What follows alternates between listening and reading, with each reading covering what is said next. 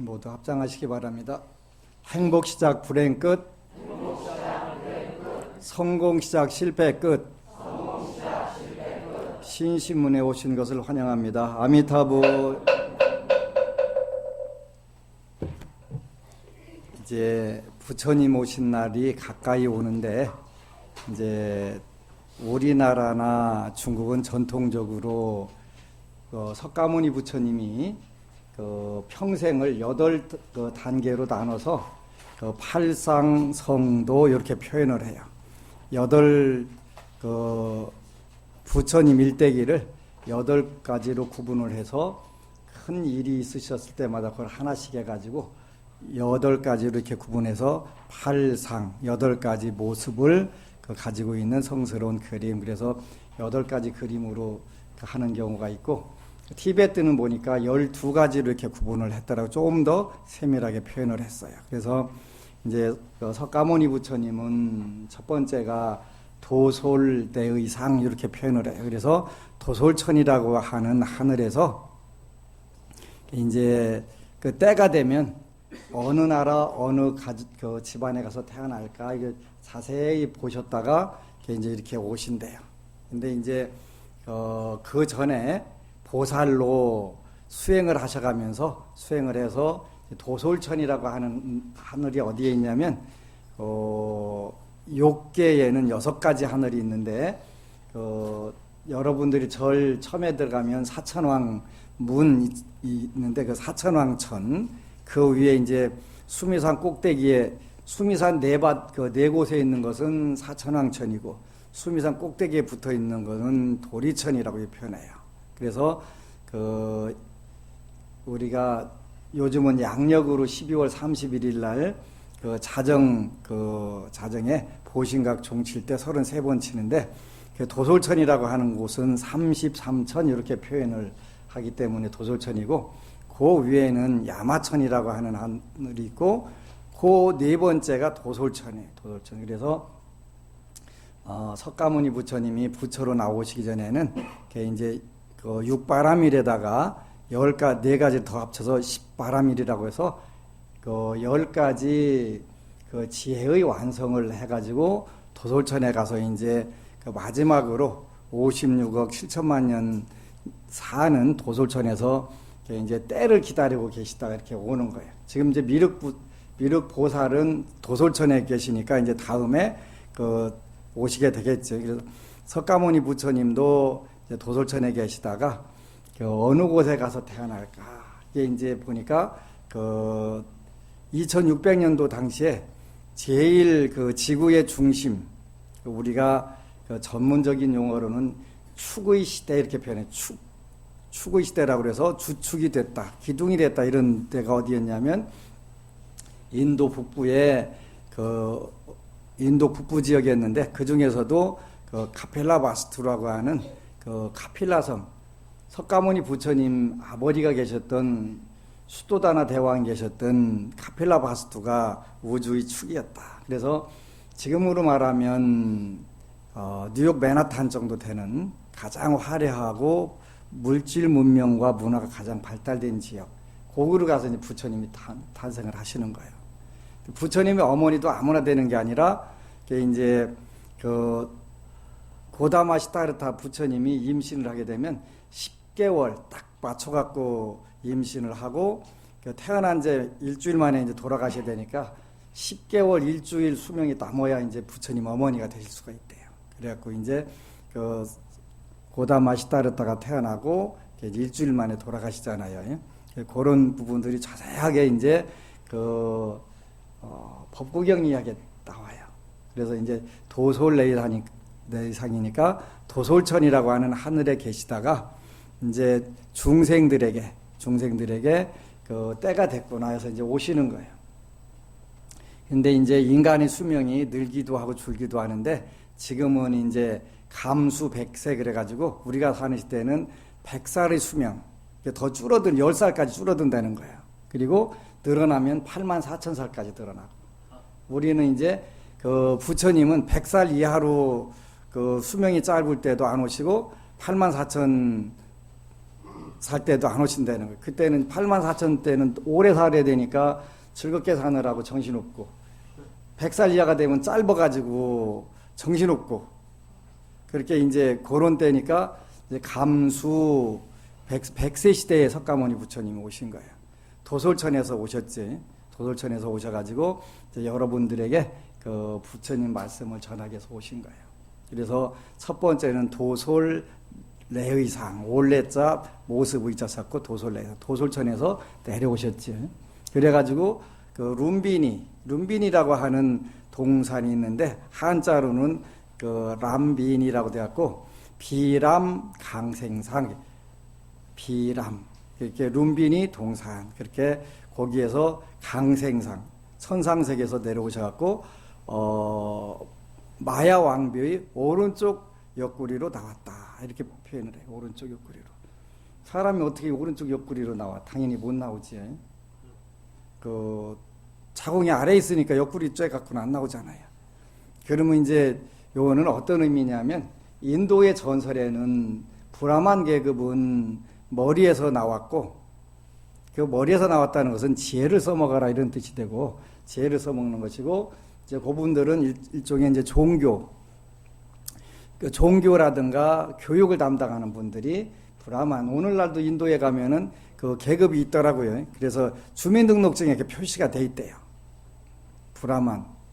그리고 이제 그 부처님은 그 당시 시대의 상황에 따라 가지고 브라만이 제일 높을 때는 브라만으로 오시고 그 두 번째가 찰젤이라고 표현하는데 그 차트리아라고 하도 영어로는 크샤트리아라고 표현하는데 차트리아라고 하는 찰젤이라고 하는 계급이 무사계급 왕족과 그 무사계급인데 그 당시에 어느 쪽이 더 세력이 세냐에 따라서 브라만으로 오실 때도 있고 그 찰제리로도 온다. 그래서 그 부처님 당시에는 수도나 대왕이 그 정치 권력이 가장 강하셨고 또 브라만은 그 정치 권력자들을 좋아하는 분들이었기 때문에 그 부처님은 두 번째 계급인 찰제리 계급에서 그 탄생을 하셨다.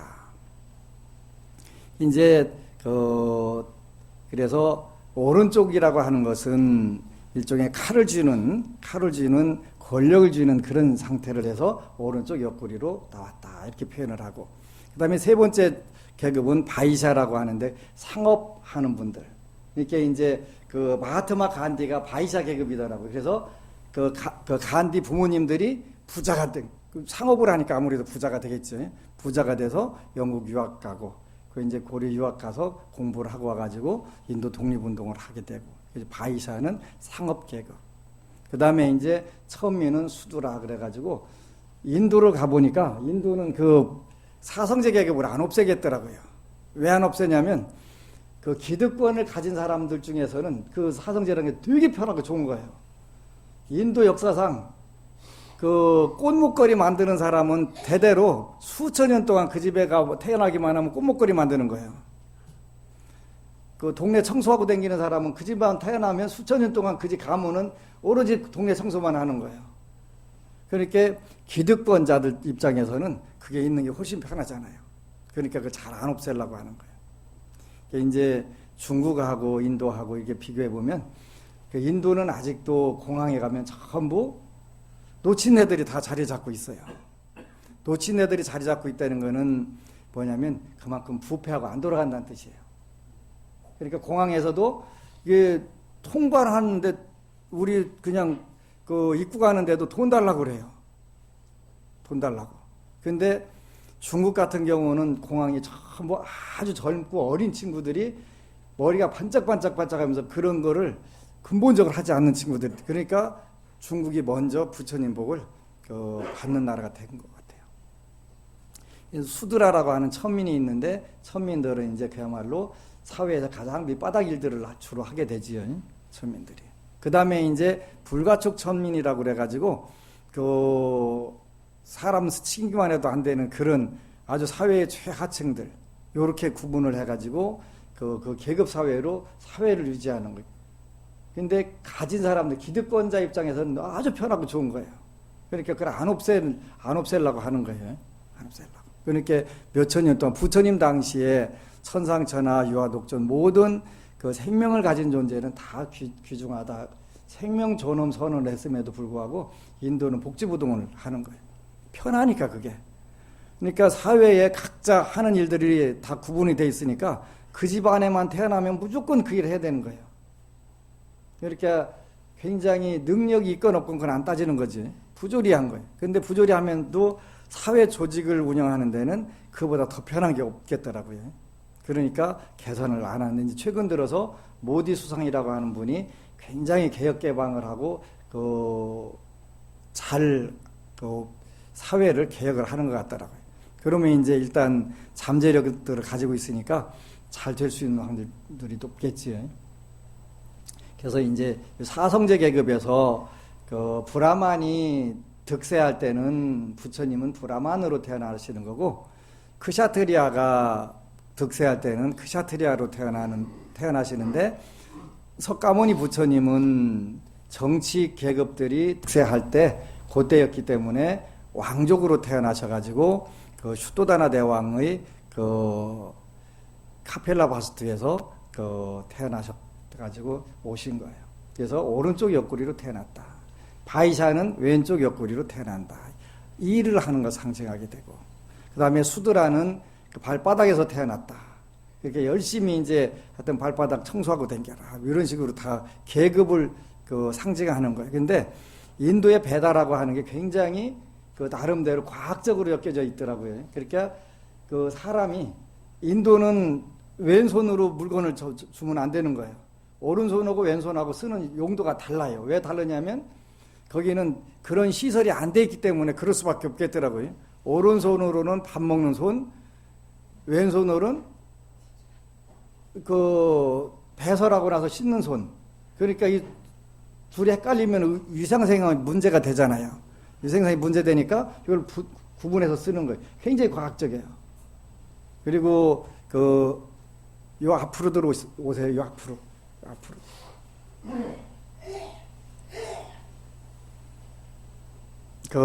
그래서 나름대로 이제 그 더운 나라에서 하여튼 질병이라든가 이런 예방하는 시스템을 나름대로 잘 만들어가지고 이렇게 운영을 하는 거예요.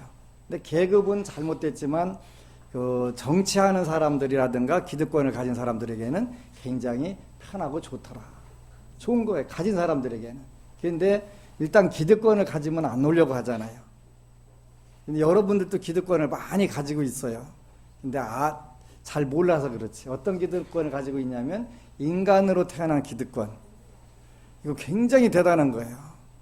인간으로 태어난 기득권이 무지막지하게 강한 거예요. 다음 생에 여러분들이 잘 생각해 보면 인간의 몸을 받을 수 있는 공덕을 지었을까 생각해 보면 여러분들 아찔할 거예요. 모르니까 그냥 지금은 다음에 또 태어나겠지 뭐. 맨 널린 게 인간인데, 그지? 널린 게 인간인데 여러분들은 말하자면 당첨된 사람들이에요. 당첨된 사람들. 어떤 걸로 당첨됐냐면 인간의 몸을 그냥 받는 게 쉽지 않지요. 미국에서 어느 분이 조사를 해봤대. 인간으로 태어날 수 있는 확률이 얼마나 될까. 그래서 뭘 조사했냐면 정상적인 부부 생활을 하거나 하는 남자가 평생에 성교를 할 수 있는 횟수가 몇 번이나 될까. 그게 약 미국 사람들 같은 경우는 3,000회 정도 되더래요. 3,000회. 3,000번이 되는데 한 번 할 때마다 정자가 몇 개가 나올까? 요거 따져보니까 1cc에 보통 정자수가 5천만 개 정도가 된대요. 5천만 내 6천만이 된대요. 근데 정상적인 사람들은 한 번에 3억 개 정도 정자가 나온대요. 그러면 3억 개가 나오면 3,000번 곱하기 하면 얼마나 되죠?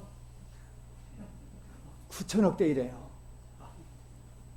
계산 안 되면 핸드폰 꺼내갖고 계산기 거기 두들겨 보세요.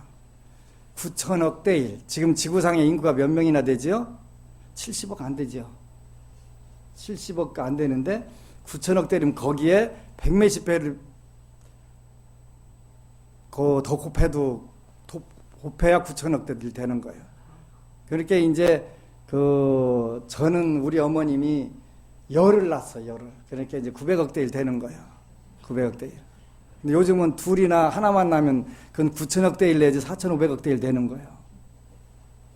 4,500 대 1 당첨될 수 있는 확률이 일단 확률상으로는 없어요. 0이니까. 확률 0이 되는 거예요. 그런데 뭔 재수가 있어갖고 일단은 여러분들이 하여튼 크리스마스 베이비가 됐든 또 바캉스 베이비가 됐든 실수를 한 번 해서 나도 몇 억 대 1 된다? 3억 대 1. 3억 대 1. 한국 인구가 얼마나 되죠? 남한만? 한 6천만 되나요? 그지?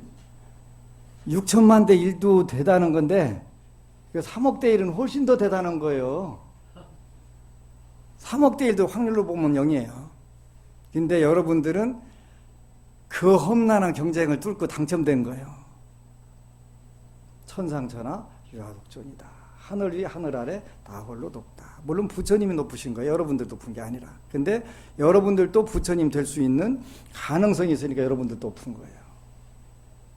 그러니까 인생을 함부로 살면 안 되는 이유가 다음 생에 가서 인간으로 또 그 험난한 몇 천억 대 1의 그 경쟁을 뚫고 당첨된다는 보장이 별로 없는 거예요. 그래서 이제 특히 이 부분을 굉장히 강조하고서 다음 생에 인간몸 받으려면 어떻게 되냐? 이게 이제 티베트 불교, 달라이라마라든가 이런 분들은 굉장히 중요시하세요. 다음 생에 또 인간으로 태어나게. 다음 생에 또 인간으로 태어나도 눈을 잘못 띄어가지고 이슬람권에 가서 여자로 태어나면 어찌 될까요? 완전 신세? 조지는 거예요. 조지는 거예요. 얼굴, 스리랑카 가니까 이슬람 부부가 있더라고. 저기다 잔뜩 들러쓰고 댕겨갖고 밥을 어떻게 먹나 궁금해고 눈만 뺑고 이렇게 데리고 살잖아요. 근데 여기 덮개가 있더만이 이렇게 열고 밥 하나 먹고 이렇게 하대. 스리랑카는 따뜻해요. 우리보다 훨씬 따뜻해요. 한 30m 그냥 보통 나가요. 근데 검은 옷 입고서 거기 또 조금 있다 밥 먹더니 잔디밭에 가서 저러고 있더라고요. 하루에 5번 해야 된대요. 그것도 따뜻한 데 가서 햇빛 쨍쨍 쬐려가면서. 근데 어린애기들은 되게 이뻐요. 되게 이쁜데 여기 와서는 이슬람권에서는 가능하면 여자로 안 태어나는 게 남는 거겠다. 근데 그게 마음대로 돼야 안 돼요? 안 되는 거예요. 이게 골치 아픈 거예요. 골치 아픈 거예요. 그래서 이게 복을 잘 짓고 눈 안 삐고 잘 똑바로 뜨고서 다시 부처님 나라 가서 태어나야지. 그래야 여자라도 대우받는 거예요. 근데 미얀마 가니까 또 다른 대우는 전부 다 해주는데 딱 하나만 안 되더라고요. 여성은 부처님 전에 직접적으로 공약물을 올릴 수가 없고 스님께 물건을 건넬 수가 없어요. 근데 이제 남방불교에서는 그 방면을 굉장히 중요시하니까 그래 되는데 그래도 남방불교는 여권 신장이 북방불교보다 더 돼 있는 거예요. 태국 같은 경우에 고급 자동차는 여성들이 운전하고 다니고 집에서 애 보는 사람들은 남자고, 수상시장 여러분들 혹시 가보면 전부 남자들 애 안고 있잖아요. 그지? 부인들은 배 과일 팔아 다니고 고급 직장도 다 그렇게 되는 거예요. 그게 이제 한국에 태어난 것도 잘 태어나신 건데 혹시 조금 서운하면 태국 가서 태어나시면 돼. 공덕 지었다가. 근데 그것도 내 마음대로 안 되니까 뭐에 의해서 되냐면 복력에 의해서 되는 거예요. 복력에 의해서. 그래서 이제 도솔레이상 비람 강생상. 룸비니 동산에서 태어나셨단 말이에요. 오른쪽 어깨로 이제 가다가 오른쪽 어깨라고 했던가 오른쪽 겨드랑이라고 했던가 왼쪽 겨드랑이라고 했던가 헷갈릴 수가 있겠지요. 헷갈려도 형사상 민사상 문제는 안 돼요. 그냥 옆구리로 태어난다는 것은 오른쪽은 통치를 상징하고 왼쪽은 사업을 상징한다. 이렇게 이제 생각하시면 돼요. 그래서 이제 부처님께서 룸비니 동산에 태어나셔갖고 7발짝을 사방으로 걸으셨다. 그러면서 한 손은 하늘, 한 손은 땅을 해가면서 천상천하 유아독존, 삼계계고 오당한지 그렇게 하셨다는 거예요. 무슨 뜻이냐면 하늘 위 하늘 아래 나 홀로 높네. 삼계 계고, 삼계 계고 그러니까 삼계 욕계, 색계, 무색계가 다 고통바다이니 오당한 지대가 마땅히 편안케 하리라. 그래서 이제 우리 중생들 괴로움의 바다에서 살으니까 그 중생들을 잘 구제를 해야 되겠다. 다 구제를 해서 열반의 세계, 극락의 세계로 들게 해야 되겠다. 이렇게 이제 말씀을 하신 거예요. 그리고서는 다시 이제 어린애기로 돌아가서 그 다음에 계속 뛰어댕겼다는 기록이 없어요. 거기 딱 하고 나서 다시 어린애기로 원위치 된 거예요. 원위치. 그래서 이제 젖 먹고 다시 이렇게 큰 거예요. 그래서 이제 사방으로 7발짝씩 뛰었다. 왜 6발짝도 아니고 5발짝도 아니고 8발짝도 아니고 딱 7발짝 뛰었냐? 그때 정확하게 세봤냐? 세보셨으니까 일단 7발짝이라는 알겠지. 우리 육도윤회를 그래 천상, 인간, 아수라, 지옥아기, 축생 육도윤회를 하는데 부처님께서는 그 육도윤회를 벗어났다는 의미로 제 7발짝, 한 발짝 육도를 더 벗어났다 이런 의미로 이렇게 되는 거예요. 그래서 이제 7발짝 천상, 인간, 아수라, 지옥아기, 축생을 육도, 우리가 육도윤회를 한단 말이에요. 육도윤회. 이렇게 이제 늘 이야기하지만 전생에 개였던 사람이 오면은 개짓을 잘하는 거예요. 먹는 것도 하짝하짝 먹었었고 버릇이 전부 다 달라요. 돼지에서 태어났으면 돼지같이 하고 소같이, 소에서 태어나면 소같이 하고. 우리가 밀은 곰탱이 같다고 그러잖아요. 근데 곰은 안 밀어나더라고요. 옛날에 아주 어렸을 때 창경원 갔는데 판달곰한테 비스켓 주니까 이렇게 탁 쳐갖고 안으로 쳐갖고 잘 먹더라고요. 아니 곰이 안 밀어넣네? 그지? 인간이 더 밀어나지 곰보다. 곰이 보면은 뭐라고 해서 빌어는 인간탱이 같다고 하겠지. 이게 육도윤회를 벗어났다. 그런 의미로 부처님께서는 7발짝을 뛰셨다. 그 다음에 이제 사문유관상이라고 그래서 동서남북 네 분을 돌아다보고 생로병사의 괴로움을 알게 되셨지. 그래가지고 이제 야반 출가를 하시는 거예요. 그래서 이제 동서남북 네 분을 유람 나가셨다는 게 사문, 넉사자에다가 문문자에서 사문, 유관상, 사문유관 이렇게 네 동서남북 문으로 나가서 관광을 했다 그런 뜻이에요. 유람해서 관광을 했다. 그 보고서 그다음에 이제 유성 출가상 이제 모두가 잠들었을 때 성을 넘어가서 출가하셨다. 그게 이제 이렇게 해서 8개 단계를 쭉 가시는 거예요.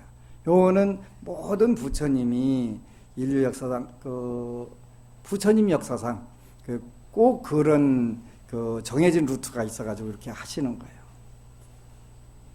그래서 이제 부처님이 오셨는데 천상천하 유화독존 3계 계고 오당한지 그러니까 3계가 모두가 괴로움이니 내가 마땅히 편안케 하겠다. 여러분들이 부처님 믿고 공부하고 실천하고 증득하게 되면 전부 3계가 고통바다이지만 그걸 뛰어넘을 수 있다. 그래서 인간에게 정말 가장 소중한 생명선언, 모든 생명은 다 존귀하다. 존귀하다. 이런 부분들을 가르치신 거예요. 그래서 여러분들이 이제 부처님 요즘에 이제 불자답게라고 하는 운동을 하더라고요. 불자답게 살자. 그럼 불자답게 사는 게 뭐냐? 아니 그것도 몰라? 불자답게 사는 거, 불자답게 사는 거지. 뭐가 불자답게 사는지 그 얘기를 안 해주고 불자답게 살자는 거예요. 불자답게 산다는 뜻은 무슨 뜻이냐면 첫 번째는 우리가 불법승 계를 믿는 거다. 부처님을 믿고 부처님 가르침을 믿고 부처님 가르침을 수행하는 승가를 믿고 그 다음에 계율을 믿는 거다. 불법, 승, 계 요 네 가지를 믿고 실천해야 된다. 그래서 그 중에서 여러분들이 내가 불자다라고 할 때는 계율을 그러니까 지켜야 된다. 계율을. 살생하지 마라, 도둑질하지 마라, 사음하지 마라, 거짓말하지 마라, 술이라든가 중독성 있는 물질을 섭취하지 마라. 요리 됐으니까 이제 여러분들이 그걸 하나씩 실천해 보는 거예요. 아이고, 나는 내가 지금 못 오니까 불교 미리 포기해야 되겠다. 이렇게 하는 경우들도 있어요. 근데 이렇게 처음부터 나는 5가지 완벽하게 다 지킬래? 그러면 부작용이 일어나요. 여러분들 새벽에 기도만 시작해도 여러분들 남편들이 뭐라 그래요? 중대려고 하냐, 뭐냐, 온갖 얘기 다 하잖아, 그지? 새벽에 기도한다고 중대면 얼마나 좋겠어요? 안 돼요. 그거는, 그냥 중대는 게 아니, 전생에 복덕을 져야, 금생에 아무리 개판으로 살아도 전생에 지금 복덕이 있어야 출가하는 거예요.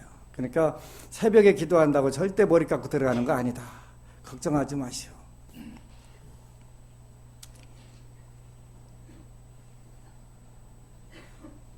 여러분들이 이제 괴로움을 해결하는 방법들은 일단은 여러분들이 업이 다 할 때까지는 그게 업이 사라지지 않는다 그랬지. 업을 여러분들이 다 겪으면 사라진다 그랬어요. 그러니까 지난 시간에 했던 이야기예요. 업을 없어지진 않지만 희석은 시킬 수 있다. 현재 받고 있는 업을. 물론 그 업이 다 하게 되면 그 업은 거기서 다 멈춰지는 건데 일단 업이 작용하는 가운데에서도 그 희석을 시킨다. 없앨 수는 없으니까 희석을 시킨다. 여러분들이 건강할 때 감기 걸리면 별게 문제가 아닌데 그 폐암이나 이런 거 걸렸을 때 감기 걸리면 어떻게 돼요? 그건 죽는 거잖아요. 그렇게 희석을 시키는 거다. 뭐에 의해서 희석시키냐면 공력에 의해서 선업에 의해서 희석을 시킨다. 이렇게 자꾸 나가다 보면 여러분들이 지었던 업들 중에서 나쁜 업들이 점차 소멸되게 되는 거지.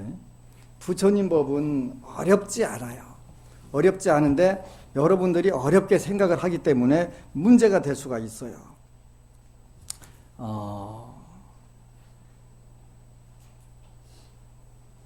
이 책은 제가 무료로 드린다고 그랬어요. 안 받아가신 분들은 받아가시면 돼요. 이따가. 여기에 86쪽에 뭐라고 써 있냐면 지난번에 읽었던 거 다시 읽어드리는 거예요.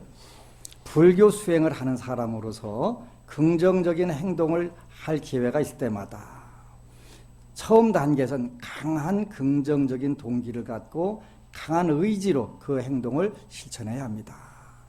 기도하는 것도 마찬가지예요. 기도하는 것도 그 긍정적인 행동을 할 기회가 있을 때마다 여러분들이 할 수 있는 가장 긍정적인 행동은 뭐냐면 기도예요. 왜 기도냐고 하냐면 기도라고 하는 것을 통해서만 여러분들이 현재 있는 그 업을 희석시킬 수가 있고 또 운명을 바꿀 수 있기 때문에 그래요. 그러면 어떻게 되냐면 불교 수행을 하는 사람으로서 긍정적인 행동을 할 기회가 있을 때마다 여러분들이 새벽 기도를 할 때마다 어떻게 되냐? 처음 단계에서는 강한 긍정적인 동기를 갖고 이렇게 표현했어요. 무슨 뜻이냐면 여러분들 오늘 재수 되게 없게 딱 기도를 해야 되겠다. 새벽에 일어나서 혹시 있으면 손 들으세요. 오늘 내가 이 기도를 해갖고 재수에 운 붙었으면 좋겠다. 없으세요? 없으면 다행이네요. 그지? 없다는 것은 다 제정신이라는 뜻이에요. 여러분들이. 제정신 아닌 사람들은 그런 사람도 있어요. 없는 게 아니에요. 여러분들도 가끔 이런 생각이 들을 때가 있어요. 그런데 일단은 처음 단계에선 강한 긍정적인 동기를 갖고 이게 긍정적인 동기를 갖느냐 부정적인 동기를 갖느냐 다른 거예요. 굉장히 다른 거예요. 조심해야 돼요. 그러니까 나는 안 아팠으면 좋겠다라고 할 때는 그거는 강한 부정적인 그 동기예요. 내가 건강했으면 좋겠다 그럴 때는 긍정적인 동기예요. 요 차이가 나는 거예요. 안 아팠으면 좋겠다는 거하고 건강했으면 좋겠다는 거 다른 거예요. 내가 빚 좀 없이 살았으면 좋겠다는 거고 나는 풍요롭게 살았으면 좋겠다. 이게 다른 거예요. 그러니까 여기 틀림없이 달라이라마께서 뭐라고 표현하셨냐면 강한 긍정적인 동기를 가져야 된다는. 그러니까 나는 잘 살아야 되겠다. 나는 풍요롭게 살아야 되겠다. 나는 건강하게 살아야 되겠다. 나는 성공적인 인생을 살아야 되겠다. 요거는 강한 긍정적 동기가 되는 거예요. 근데 불자들은 대부분 강한 부정적 그 동기를 갖는 경우가 훨씬 많아요. 그러다 3일 동안 하다가 안 되면 뭐라 그래요? 안 되기만 해봐, 씨발. 안 되면 씨발. 그리고 씨발 하면서 살아요. 충청도 사람들은 뭐라고 표현한다고 하지? 씨발까 환장하겠네. 그지? 충청도 사람은 그 요구를 안 써요. 뭐 하면 씨발까 한번 해봐. 그지? 씨발까. 씨발까라는 건 좋은 단어는 아닌 것 같아요. 근데 충청도 사람들이 많이 써요. 그러니까 긍정적인 행동을 할 기회가 있을 때마다 긍정적 행동이란 뭐냐면 내가 내 운명을 풍요롭고 건강하고 멋지게 바꾸고 싶어. 이런 동기를 여러분들이 강하게 가질 수 있어서 좋다는 거예요. 나는 그냥 아무렇게나 살았으면 좋겠어가 아니라 나는 이왕에 이 귀한 몇 남매예요? 우리 법부님은? 예, 친정 형제가 4남매. 그러면 일단 4남매 9천억 나누기 4하면 몇이요? 2천 몇백억 되네, 그지? 2천억 몇백억 대 1 된다고. 엄청난 거예요. 엄청난 거니까 이런 인생을 풍요롭고 건강하고 행복하고 인생을 가장 성공적으로 살아야 되겠다는 강한 긍정적 그 행동의 동기를 딱 갖는 거예요. 난 잘 살아야 되겠다. 누가 뭐라고 하더라도. 그래서 처음 단계에선 가장 긍정적인 동기를 갖고 그 다음에 강한 의지로 오늘은 부처님 제가 조금 피곤하니까 다음에 기회가 되면 기도할 테니까 부처님이 좀 알아서 내 기도 좀 성취해 놓으세요. 난 좀 쉴게요. 여러분들 편지 써놓고 그렇게 해도 돼, 그지? 편지 써놓고. 내가 좀 바쁘니까 부처님 알아서 좀 해주세요. 거기다 10,000원짜리 하나 넣고서 이렇게 딱 할 수도 있어요. 그죠? 그러면 그건 그 강한 의지로 실천하는 게 아니에요. 강한 의지로 실천하게 되면 이제 여러분들이 빨라져요. 여러분들 현실에서 일어나는 그 상황이 달라지는 거예요. 요렇게 이제 하나씩 해가는 거예요. 행동하는 동안에는 최선을 다한다는 확신을 갖고 달라이 라마가 하신 법문에 달라이 라마는 무슨 그 철사를 국수 만들고 그 이런 법문을 하실 줄 알았더니 우리가 잘 사는 방법을 이렇게 쉽게 말씀하신 거예요. 쉽게. 그래서 그 행동하는 동안에 여러분들이 기도하는 동안 어떻게 된다? 최선을 다한다는 확신을 갖고 그 행동이 성공하도록 온갖 노력을 다해야 됩니다. 아직 안 되면 말지가 아니라 그걸 성취하기 위해서 여러분들이 최선을 다하는 마음가짐이 중요하다는 거예요. 그러니까 처음 기도할 때는 웬만한 기도가 들어요. 왜냐 다급하니까 그냥 진짜 열심히 하잖아요. 갈수록 이제 그 초원의 빛이 되지요. 갈수록 이제 빛바라게 되면 이제 그때 뭐가 딱 때리면 깜짝 놀라고 또 시작하기는 하지요. 그래서 그 행동이 여러분들의 기도가 성공하도록 온갖 노력을 다해야 됩니다. 온갖 노력을 다해야 합니다. 그리고 나서 행동을 기도를 완성한 후에는 그 긍정적인 행동으로 인해 쌓은功德을 회향하는 것이 중요합니다. 회향이라고 하는 것은 여기에 달라이 라마가 2가지로 말씀을 하셨어요. 회향할 때는 나 자신의 깨달음을 얻기 위해서, 첫 번째는 자기 자신의 깨달음을 얻기 위해서, 보리심을 얻기 위해서, 두 번째는 다른 모든 중생들의 행복을 위해서 그功德을 바쳐야 합니다. 2가지로, 하나는 자기 자신의 깨달음을 위해서, 하나는 모든 중생의 행복을 위해서, 이렇게 회향하라고 되어 있어요. 쉽구나, 이렇게 하는 거구나. 이렇게 여러분들이 하나씩 그 해가는 거예요. 부정적 행동의 종류는 매우 다양하지만 부정적인 행동이 뭐가 있냐 이렇게 또 말씀하셨네요. 불교 경전에는 그것들을 10가지 부정적인 행동들, 즉 부도덕한 행동들로 요약하고 있습니다. 10가지가 있다는 부정적인 행동은 10가지가 여러분들 잘 아는 거예요. 뭐냐면 천수경이라는 경전에 보면 시박참회, 그렇게 10가지 악을 참회, 살생중죄, 금일참회, 투도중죄, 금일참회, 사음중재 금일참회. 그래서 살생하지 말자, 도둑질하지 말자, 사음하지 말자. 이거 몸으로 하는 세 가지 부정적인 행동이라고 그랬어요. 그 다음에 입으로 하는 거, 악구, 양설, 망어, 기어 그랬네요. 나쁜 말, 거짓말, 발림말, 또 이간질. 요거는 입으로 짓는 네 가지 요것도 부정적인 업이다. 그 다음에 좋아하는 것에 대한 집착, 싫어하는 것에 대한 집착, 무지, 그리고 우리가 탐진치 이렇게 표현한다. 요게 부정적인 행동 10가지다. 이제 불자답게 산다는 뜻은 무슨 뜻이냐면 요걸 하나씩 줄여나가는 거예요. 조금씩 줄여나가 보면 어느 순간인가 여러분들이 바뀌어 있는 거예요. 여러분들이 바뀌어 있는 거예요.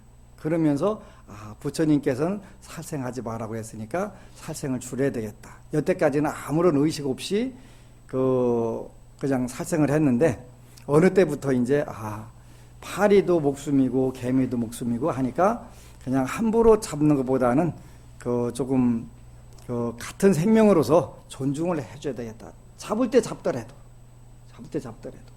그래서 생명을 존중해주고 그 다음에 도둑질 경제적인 사회 정의를 위해서 내가 그래도 애를 써야 되겠다, 노력해야겠다. 이런 쪽으로 이제 사음하지 않고 올바로 살아야 되겠다. 이런 부분들 조금씩 확보해 나가는 거예요. 확보해 가면 여러분들 사는 모습들이 어느 순간에 달라져 버리지. 이게 불자답게 사는 것이로구나. 불자답게 산다고 하는 것은 10가지 부정적인 행동, 살생, 투도, 사음, 망어, 기어, 악구, 양설, 그 다음에 탐진치. 천수경, 우리 한글 천수경에는 한글로 번역돼서 살생으로 지은 죄업 오늘 참여하옵니다. 도둑질로 지은 죄업 오늘 참여합니다. 이렇게 부정적인 사고방식들을 줄여나가면서 이제 5개를 조금씩 실천해보는 거예요. 실천하다 보니까 요런 것이 불교적인 불자답게 사는 것이로구나. 그렇게 이제 수월해지게 되는 거예요. 쉬워지게 되지. 그렇게 되면 이제 가속도가 어느 순간에 들어붙게 돼요. 가속도 들어붙게 되는데 이 책은 여러분들이 가져가면 100번 읽으라고 제가 부탁을 했어요. 100번 다 안 읽어도 관계는 없는데 일단 여러분들이 완벽하게 이걸 소화를 해낼 수가 있게 되면은 여러분들의 의식 수준이 이제 달라져요. 의식에는 2가지가 있는데 옷과 음식도 의식이고 여러분들의 생각도 의식이에요. 그죠? 우리가 현실 생활에서는 의식주가 굉장히 필요하고 그 의식주를 쉽게 이루는 방법 중에 여러분들이 생각 수준을 높이는 방법이 있어요. 그것도 의식이에요. 지난 화요일 날, 수요일 날 중국 북경을 다녀왔어요. 제가 급히 다녀오느라고 이제 가다 오다 이렇게 했는데 어떤 일이 있었냐면 작년 8월 달에 중국 오대산 문수보살 성지를 성지순례 다녀왔어요.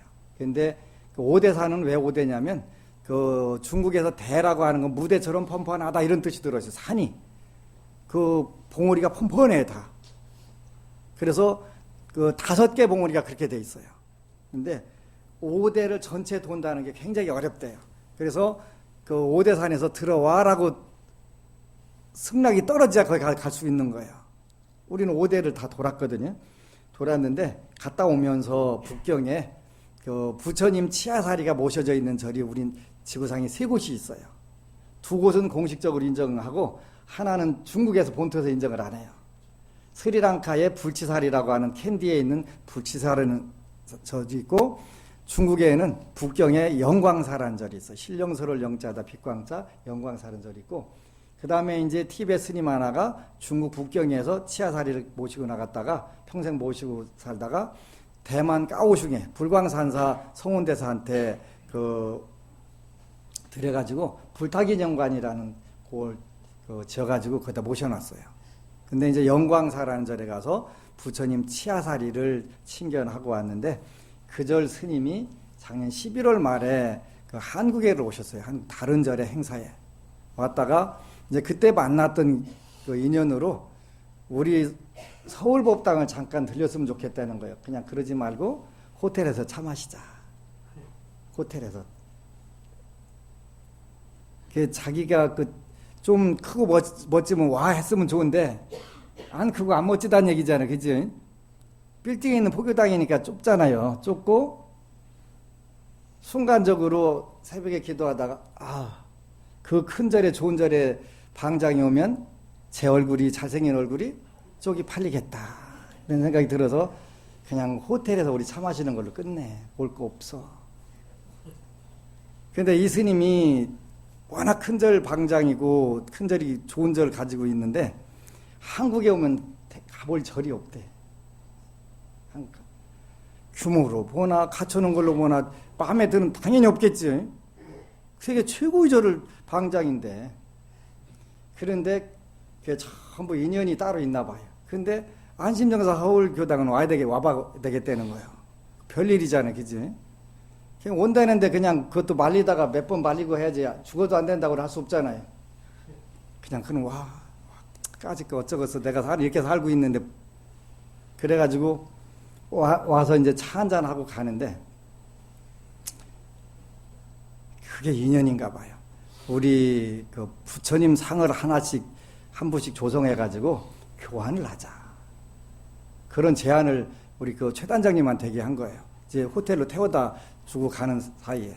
그게 무슨 뜻이냐? 그래 물으니까 안심정사에서 불상을 하나 조성을 해서 중국에 있는 절에다 모셔주고 본인들도 조성을 해서 안심정사에다 모셔주겠다.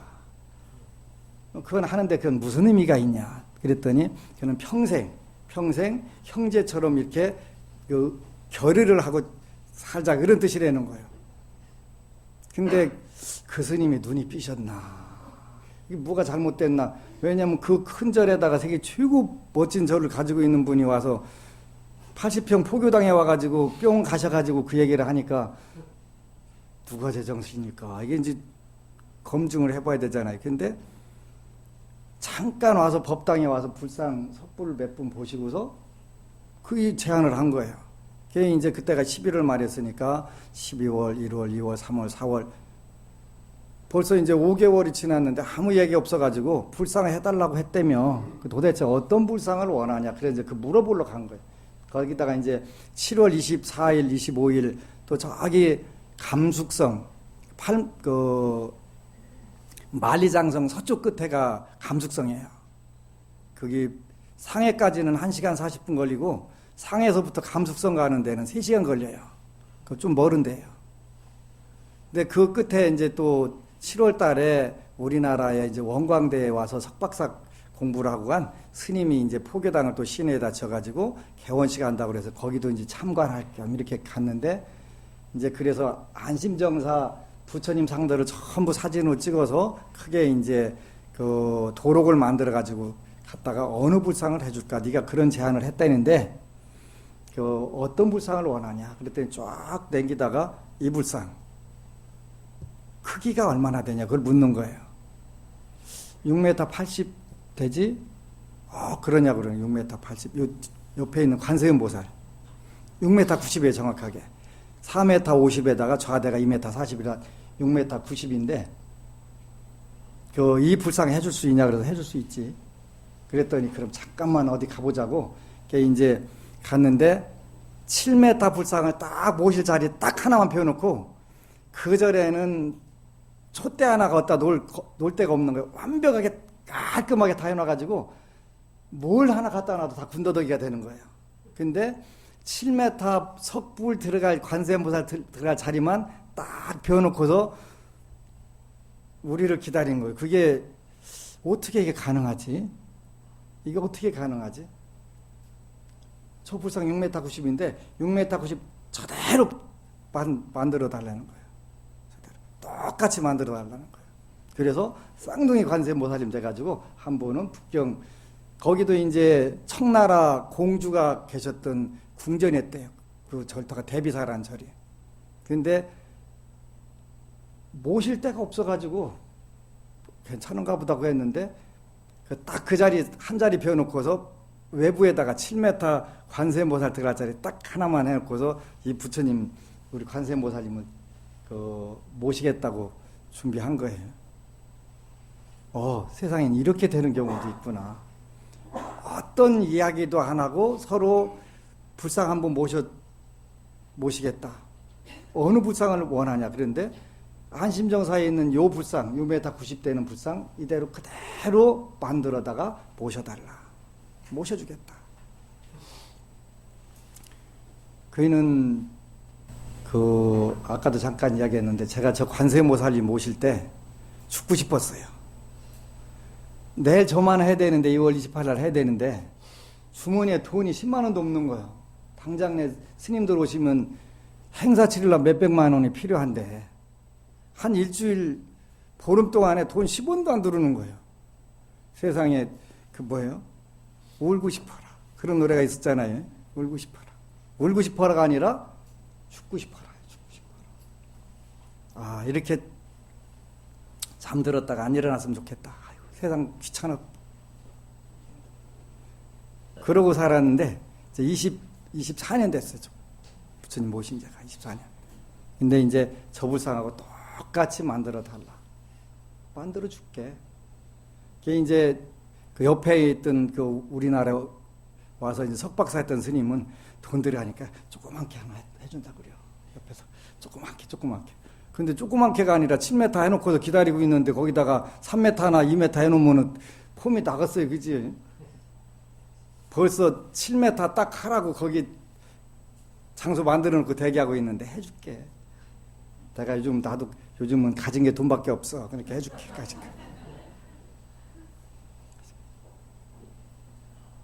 그래서 이제 화요일 날 정식으로 계약하고 그대로 이렇게 이제 요 불상 조성한 분한테 만들어 달라고 이제 조성해 달라고 해가지고 이제 빠르면 3개월, 늦어도 6개월 안에 이제 갖다 모시면 이제 한류 부처님이 또 이제 중국 출장 나가시는 거예요.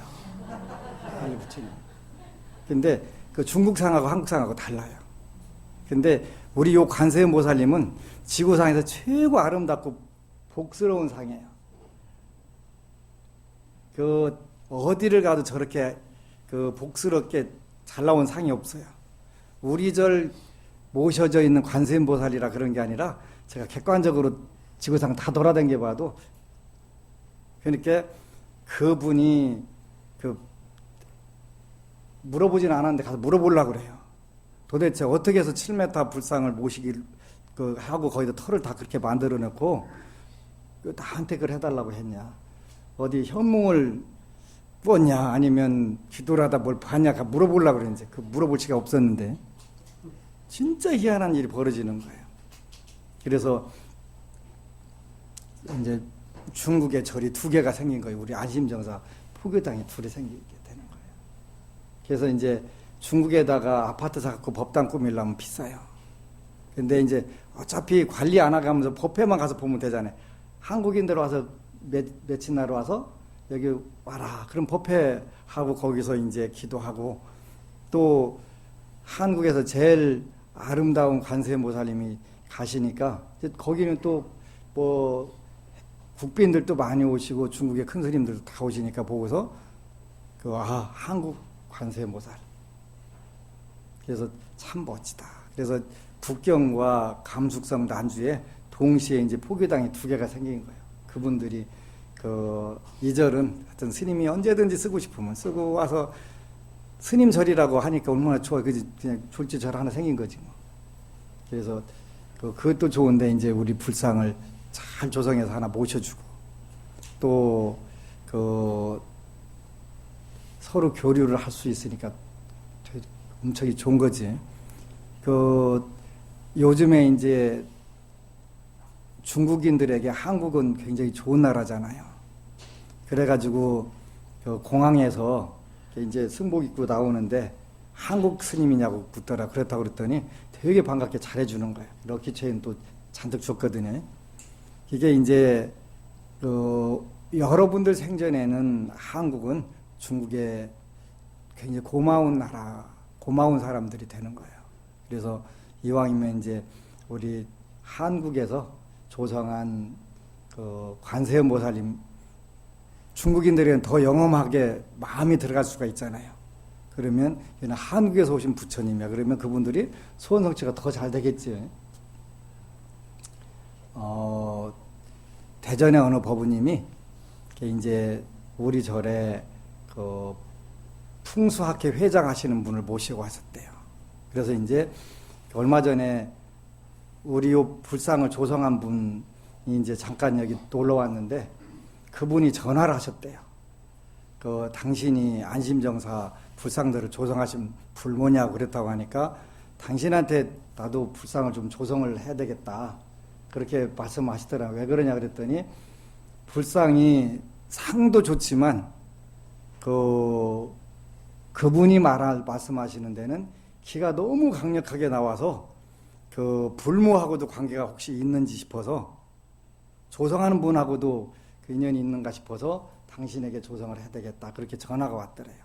그랬다고 그런 분이 다녀가신 적이 있냐고 묻더라고 있었다고 하더라 그랬거든요. 그래서 이제 하여튼 북경의 서산팔경이라고 하는 곳에 그 아름다운 곳에다가 아주 우리 규모로 제 규모로는 현재는 질 수 없는 그런 절에다가 부처님을 모시고 이렇게 이제 여러분들도 제가 모시고 이제 또 가서 법회 보면 되지 뭐.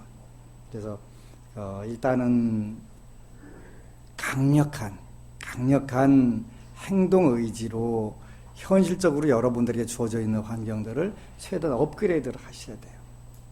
업그레이드. 강력한 행동 의지, 그 다음에 그 실천적 의지를 가지고 기도를 하게 되면 일단은 변화가 일어나기 시작해요. 변화가 일어나기 시작하게 되면 이제 잠깐이면 그 성공은 습관적으로 일어나는 거예요. 성공은. 그게 이제 어제 토요일 날 잠깐 연수 스님하고 대화하는데 스님 참 잘 되셨네요. 왜? 그랬더니 그냥 그러면 그 스님 대비사는 안심정사 포교당으로 쓰시고요. 거기 방장 스님 보고는 그냥 강남에다가 포교당을 하나 내라고 하세요. 한 200억 들여갖고. 그러고 스님이 관리해드리면 되잖아요. 그러길래 좀 좋은 생각이네. 건설적인 생각이네. 그래도 되잖아요. 그래 되면은 중국 불자들 한국에 오면 강남에 오면은 이제 영광사 포교당이니까 또 들려야 되지 않겠어요, 그죠? 이게 윈윈하는 것이 이런 것이로구나. 윈윈하는 거로구나. 그래서 이런 게 왜 될까 해보니까 여러분들이 생각이 여러분들의 운명을 바꾸는 단계가 와요. 여러분들이 요즘에는 전 세계에서 법안스님 뭐 도와드릴까? 이분들이 오는 거예요. 오늘 또 우리 어느 법우님이 제가 좋아하는 이걸 가지고 오셨거나 너무 행복했어요. 저는 그 행복에 돈 보면 그거 갖고 할 수 있는 게 많잖아요. 돈 가지고 할 수 있는 게 되게 많아요. 사람 목숨도 살릴 수 있어요. 돈 가지고. 앞으로 이제 의료 구호재단도 만들려고 그래요. 의료 구호재단도. 왜냐하면 돈 없어서 주는 사람도 많이 있거든요. 그래서 그뿐만 아니라 사계재단은 만들 거예요. 근데 제가 제 앞에다 큰 값 놓으려고만 안 하면 그건 다 이루어지겠더라고요. 어차피 가져갈 거 저는 다음 생은 뭘로 태어날까? 이 고민을 해보는 거예요. 그럴 때면 내가 현재 있는 마음에서 어떻게 써야 되겠다. 이 생각들을 자꾸 하게 돼요. 이게 요 달라이라마 티베트 불교는 늘 죽음을 생각하라고 그래요. 왜냐면 금생에 하루 살면서 복은 얼마나 지었고 악업은 얼마나 짓고 선은 얼마나 졌나 요거를 꼭 체크하라고 하는 거예요. 그걸 체크하다 보니까 자연스럽게 다음 생은 내가 어떻게 할 건가. 어떻게 지금 내가 살아야 되겠지? 이 생각들을 자꾸 하게 되는 거예요. 하게 되면 하는 사이에 모든 것이 현실에서 나타나 버리는 거예요. 그러니까 이게 아주 특별한 인연인데 그 스님들이 그런 거예요. 대한민국에 저거 몇 천만 원 들여갖고 불상을 조성해서 중국에다 해줄 수 있는 스님이 저밖에 없더래요. 딱 해보니까. 저는 해요. 왜냐하면 어차피 중국도 우리가 지금은 이제 건축물 불사하고 기초 불사들을 해요. 중국 불교는. 우리는 기초 불사가 안 돼 있고. 그래서 경전이라든가 이런 건 다 완벽하게 다 돼 있는데 요거를 이제 법문을 통해서 전하려고 하는데 그거를 제가 이제 중국어로 법문하는 아니면 그 자막 따라 갖고 내보내는 거 영문은 내가 만들어 놨어요. 생활 법문은. 근데 중국어도 그렇게 하려고 그래요. 그래서 하면서 근데 이미 이제 보정 스님이라고 우리 한국에 와서 공부한 스님이 그 건축물 불사는 7월 24일까지 다 마무리 짓고 앞으로 이제 법문을 하겠다. 그걸 도와달라 그러더라고. 당연히 도와줘야지. 그래서 불교 믿는 사람이 하나 늘어나면 세상이 그만큼 맑아지니까. 왜 그러냐면 불교라고 하는 종교는 부지런히 닦는 것이 있는데 부지런히 닦을 것은 개정해. 그래서 근수 개정해. 부지런할 근자에다가 닦을 숫자 부지런히 닦거라. 뭘 닦냐면 개정해. 계율과 삼매와 지혜를 닦거라. 식멸 그러면 쉴 식자에다가 그 소멸할 멸자 써가지고 식멸 없애라. 쉬고 없애라. 그거는 탐진치. 그러니까 탐심은 좋아하는 것에 대한 집착이라고 그랬죠. 그 분노는 싫어하는 것에 대한 집착이고. 그러니까 과도하게 집착하게 되면 다 병이 되는 거니까. 그래서 탐심, 분노, 어리석음은 쉴수록 소멸시킬수록 좋다. 그래서 근수 개정해. 식멸 탐진치. 여러분들 마음속에 들어있는 개정에는 자꾸 닦아서 빛나게 닦고 탐심과 분노와 어리석음은 조금씩 줄여들고 그러면 여러분들은 세세생생 이게 불교로구나 하는 생각을 하게 되는 거예요. 그래서 옆에 사람이 여러분들이 탐진치를 줄이려고 하면 옆에 사람들이 와서 잘 꼬셔요. 어떻게 꼬시냐면 화 잘 내도록 탐심 좀 내도록 어리석은 짓 하도록 이렇게 꼬시는 거예요. 잘 조금씩 줄여나가는 거예요. 와인샷에 줄여나가면 얼마나 좋겠어요? 근데 그 조금씩 줄여나가 보니까 어느 순간에 됐네 이렇게 되는 거예요. 그래서 금생뿐만 아니라 세세생생 잘 사는 방법 꼭 하시기를 축원합니다. 아미타불. 그리고 여러분 사랑합니다.